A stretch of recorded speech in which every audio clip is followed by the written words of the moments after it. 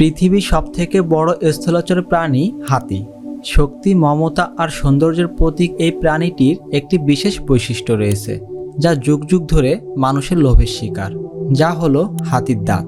বেশিরভাগ মানুষই ভাবে হাতির দাঁত মাত্র দুটি, কিন্তু বাস্তবতা হলো হাতির দাঁত মোট 26টি।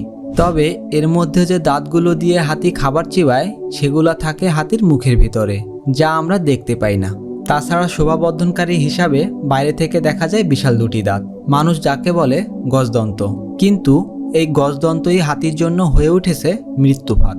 প্রাচীন কাল থেকেই হাতির দাঁত দিয়ে তৈরি হয়েছে বিভিন্ন ধরনের শিল্পকর্ম, অলংকার, বিলাসবহুল পণ্য। আর সে লোভের দাম মেটাতে প্রতি বছর প্রায় 20,000-এরও বেশি হাতি প্রাণ হারাচ্ছে।